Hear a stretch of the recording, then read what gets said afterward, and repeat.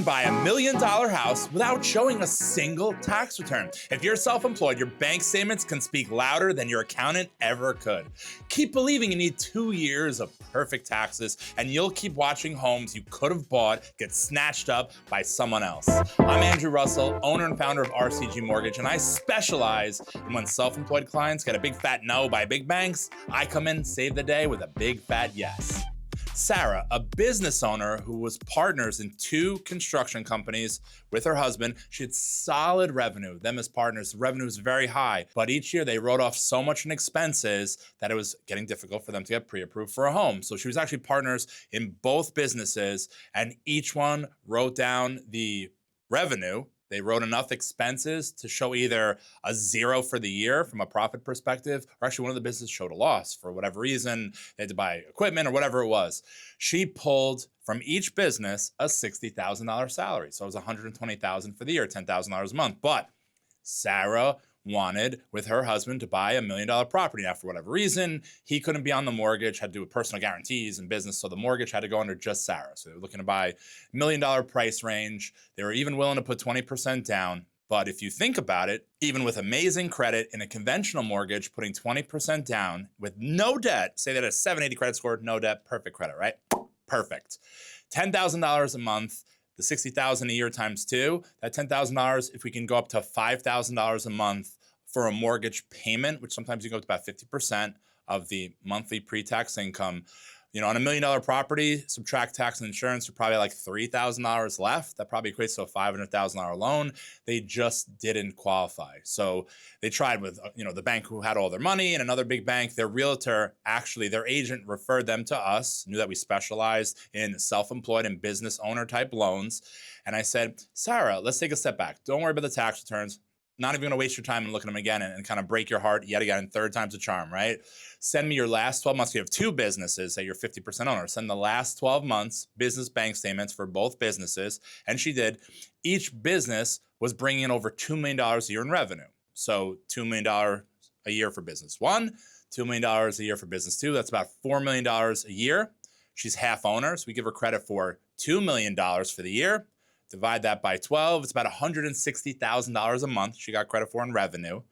And on top of that, we give a 50%, right out of the gate, we take half off for expenses. So that's about $80,000 a month. So if you follow the math, $4 million for the year in revenue between the 2 businesses. She's half owner, that's $2 million, that's $160,000 a month. Half is assumed to be expenses in this non-QM bank statement review program. It's how they calculate income, super cool. So instead of $10,000 a month of income with her 2 W-2s, with us, we gave her credit for $80,000 a month in income.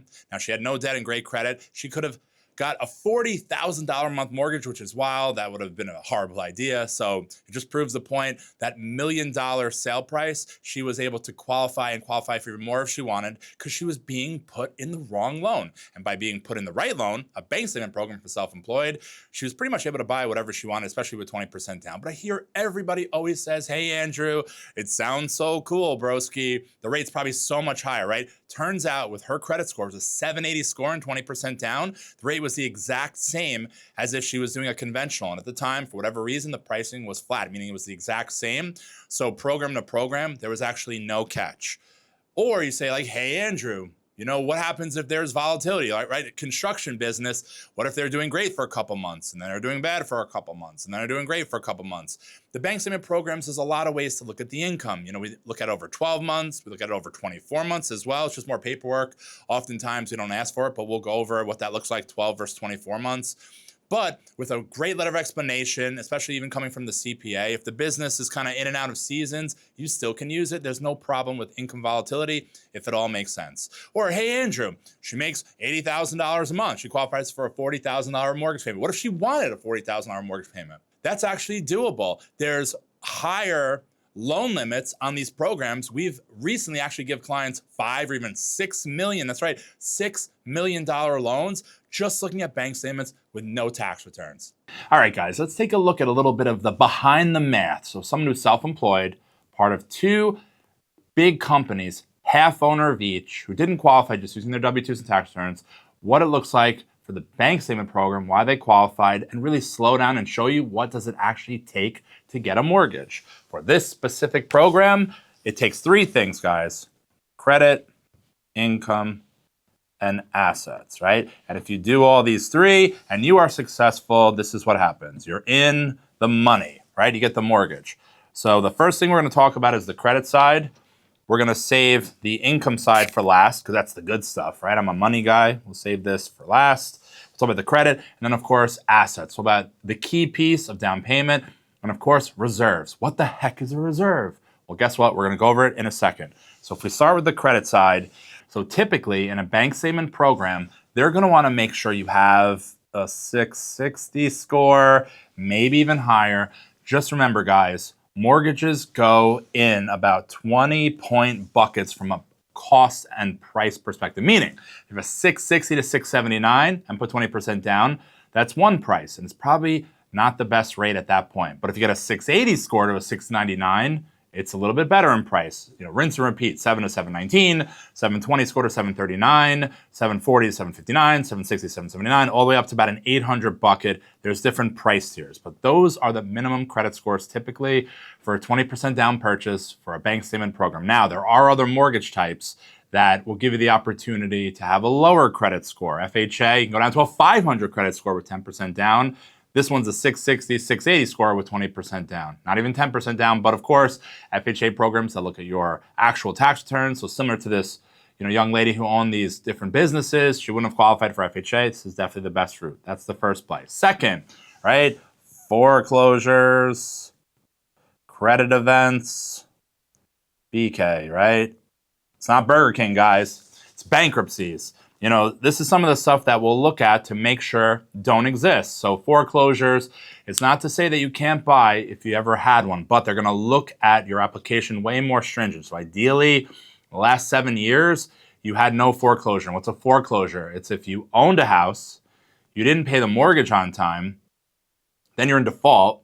And then depending on the state, it takes time for the actual foreclosure process to go through, and the bank actually takes possession of your house. It's a huge no-no, because think about it. If you didn't pay the previous mortgage, and this one, we're not even looking at your tax returns, looking at your bank statements, what makes the lender, the underwriting team, comfortable you're going to pay this mortgage on time?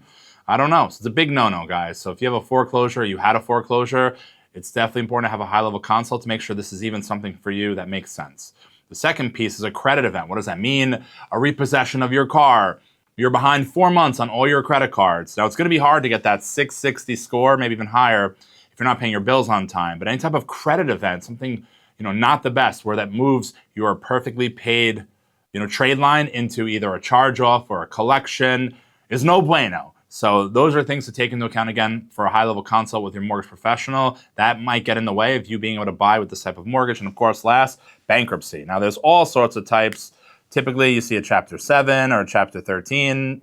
Oop, that's a 3. 7 is a liquidation of all of your debt. 13 is a payment plan. But all that means is you raised your hand and you said, hey, it's me. I'm the problem. It's me. No, it's not Taylor Swift. So it's actually you raising your hand and telling the government, I can't pay my debt on time, help. So Chapter 7 is you owed $60,000 in debt, and for whatever reason, you're eligible for Chapter 7, and the government pays it all off, right? So say you filed a Chapter 7 on January of 2025. It goes through January of 2026. So as of January 2026, your Chapter 7 has gone through. You have no more debt, but at that point, that starts a seasoning period.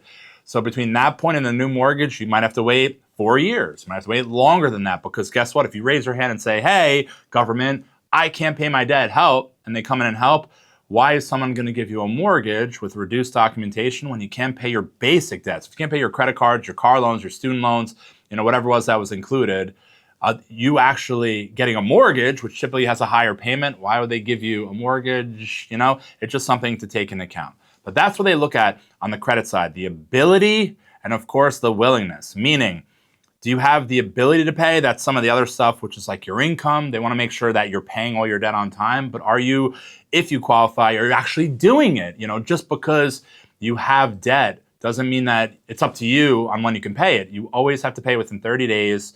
You But after 15 days, sometimes you get a late fee. It doesn't necessarily mean it's late on your credit. 30 days typically or longer, it's late on your credit. But this is the type of stuff, this piece specifically, when you qualify for a non-QM on the credit, on the income, on the asset side, the credit profile is very important because there's nothing the mortgage professional can do to help you here. What's your credit score? Do you pay your debt on time? And have you had any negative stuff that could affect it? This is super important. Now we're going to fast forward, guys, to the asset piece. So on the asset side is typically on a bank statement program, they want to see about 20% as a down payment. So in the case of $1 million loan, $1 million sale price, 20% is about $200,000. Now, you can get away with, depending on the state, each state has different rules and high cost tests. Some, they may consider the loan more predatory, but you can get away with sometimes as little as 10% down. Now, you say, hey, Andrew, I want to say liquid. That sounds amazing. $100,000 on $1 million home versus $200,000, huge difference. But what if I told you these programs don't have PMI or private mortgage insurance? So private mortgage insurance is when you put less than 20% down, banks consider you at a higher risk, so they force you to get a mortgage insurance called private mortgage insurance. It insures the lender against default. But these aren't offered on these type of loans with PMI companies. So the lender builds in that hedge, the risk-based price into the interest rate. So what if I told you the average rate on, say, 20% down is 6.75 for argument's sake, right? If you put 15% down, maybe that rate goes to 7.5, 10% down. I don't know, maybe that rate goes to 8.75. So as you can see, although there's no monthly PMI costs, saving 10% out of pocket, although it saves you $100,000 in liquidity, is that rate going up 2% worth it? It's probably not. So from an asset perspective, from a down payment perspective, 20% has always been the rage for these types of programs. Less is doable, but it always makes sense to do a high-level consult to see if it makes sense. Now, the other side of the fence over here is, of course, reserves. What the heck, Andrew, Steve, and Russell is a reserve? So say an $800,000 mortgage, say the payment is $8,000 a month, which we'll look into, right? So at closing, if you have $8,000 left in the bank, that means it's 1 month of reserves. If you have $48,000, right? This is 8K. $48,000, that's 6 months, right? 6 times 8 is 48. That's 6 months reserves. Now, these programs, the strength of them, number one, is the credit profile. The strength of them, number two, is really the down payment, the higher equity position. This is why whatever happened in the crash most likely won't happen again, because most people are getting fixed rate loans, putting a lot of money down with great credit. That wasn't the case back in the day, right? But reserves are very important. Typically, they want 6 months, sometimes even 12 months, right? They want to make sure that you have $96,000, believe it or not, to your name in this scenario to qualify. Because guess what? In their opinion, if you have almost $100,000 cash left in the bank for a rainy day, the likelihood of you defaulting kind of goes down to slim to none. That's at least their opinion. So great credit, 20% down, and $100,000 left in the bank. These are great things for a lender to try to qualify you for this loan. Now, last but not least, the income side, right? To qualify again, credit, income, and assets. On the income side, if we come over here, so on the income side, we're going to look at either 12 or 24 months bank statements. Now, why would we do that? Say, for instance, there's a lot of volatility. We're going to look at, January, February, March, April, May, June over here. Sometimes adding the other 12 months to make it a 24-month bank statement will end up making the picture look better if there's a lot of volatility. But typically, 12 months is the rage, and that's what we look off of. So from here, you can either have a business bank statement or a personal bank statement. So personal, which is more atypical, if you're a Schedule C, maybe you're a sole proprietor, we can get your 12 months of personal statements if you're self-employed, and we'll go off of 100% of the deposits. So meaning if you're a Schedule C and a contractor and you make around $10,000 a month in monthly deposits, each month for 12 months, we're going to give you credit for $10,000 of income. Now over here, typically, if you're using a business bank account, we're going to give you credit for about 50% of that. So 50% of that, in the same case of that 10 grand, we're only going to give you credit for 5,000 a month. Now, there are instances where this can go up to 90%, where we can use 90% of the deposits. This requires a CPA letter saying the business on, right, 100 minus 90 is 10. So that means your expense factor is 10. 10% of your business expenses if you're going to get credit for 90% of that deposit. You need a CPA letter saying that the business runs at a 10% expense factor rate. It's not the easiest thing in the world, and it's oftentimes not even accurate. So it's just not something you can get.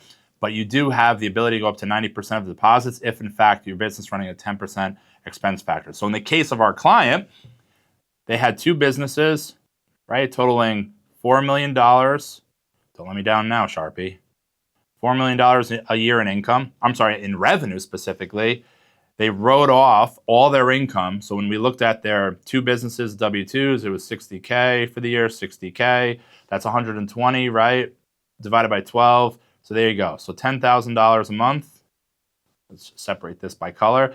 That was what we gave them credit for income for the conventional loan. And if we do quickly, $1 million sale price, 20% down, that's an $800,000 loan with a rate of 7%, just roughly, a 7.5% APR. You figure it's give or take, very rough, guys, $5,600 a month for the mortgage, plus taxes and insurance. You know, you're probably running, give or take, about $7,000 all in.